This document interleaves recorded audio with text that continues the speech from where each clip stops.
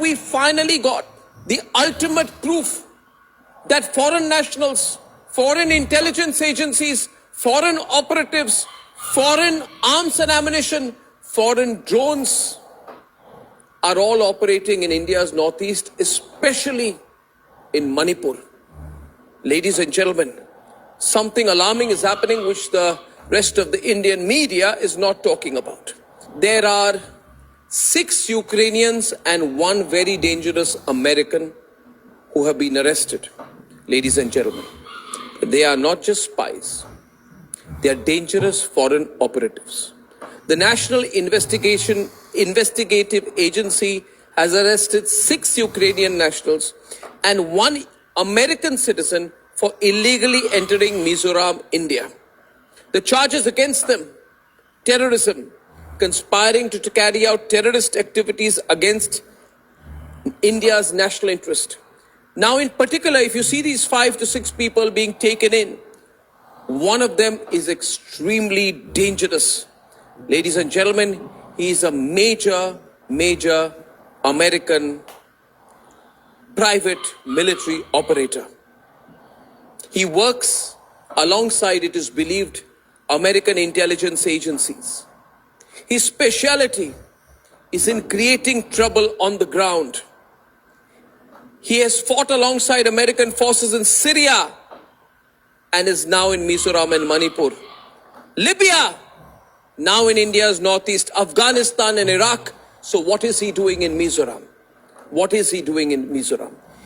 He is technically a civilian, but anything but. He is the kind of private military operative who, under instructions and with payment, carries out intelligence interests, like whatever the Americans want to do directly, but they cannot take ownership for. That's the kind of work he does, because he's been embedded with American forces in Syria, Libya, Afghanistan and Iraq. There are reports, ladies and gentlemen, that this man, now what are the Americans saying about it? They say, we are aware of the situation.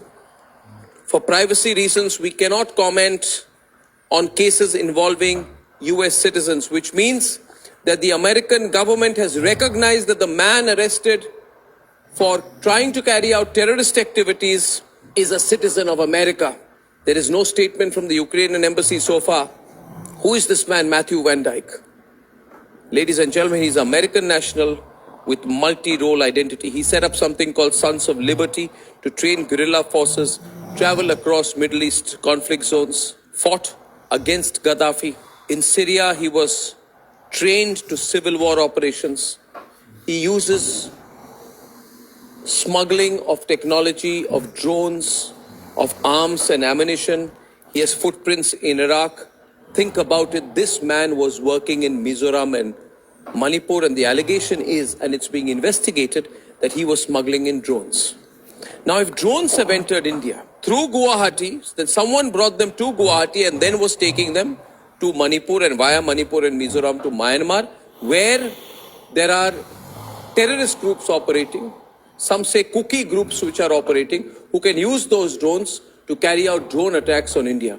Very often we hear about attempts to destabilize India's northeast. This is absolutely clear proof. According to the FIR, he had crossed the border into Myanmar from the Indian side with the intention of carrying out pre-scheduled training for Myanmar-based ethnic armed groups, or EAGs. Ladies and gentlemen, this is so serious and this is so tragic that the rest of the Indian media does not know the details or is not telling you about this. This basically means that there is a possibility that America is working indirectly to destabilize our northeast. In that case, I'll ask, what is our government doing? You cannot be having a trade deal with us on the one side and be sending in your operatives to destabilize our northeast on the other. Was he training cookie groups? When did he land into India? Who did he work with in India? Is it true that he was smuggling in drones? Did he come to Guwahati? From Guwahati, did he go to Mizoram? And has the government got proof of several other foreign agents with direct or indirect American control working in India's northeast? Ladies and gentlemen, India's Northeast is not a playground for intelligence agencies. If there is a global conspiracy at play, and I've always felt that there is a global conspiracy to play in troubled waters in India's Northeast. I had said earlier that even before the violence broke out in Manipur, many months back, certain Western media groups had already landed in Manipur a day or two in advance. How did they know? Does this mean that Western intelligence agencies have targeted India's Northeast, specifically Manipur, bordering Myanmar, the entire region, Mizoram, to destabilize, to challenge the sovereignty of our country? Just to let you know how serious this is, ladies and gentlemen, this man has actually been featured in a documentary. And I have a poster of that, I think. He's featured in a documentary called Point to Shoot. This is the life of a mercenary. Point and Shoot is the name of the documentary, ladies and gentlemen. He's a high-profile, very senior American mercenary now in an Indian jail. If we can see that poster once again, ladies and gentlemen, what this proves is that the Americans are operating indirectly in our Northeast. If they are, we need to know why. How is it possible that this man no longer has any links to the American military?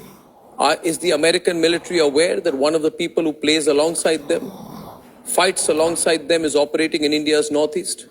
Ladies and gentlemen, are these spies in Manipur or much more? This is extremely serious. Even if the rest of the media hides these facts, we will reveal them, we will challenge them.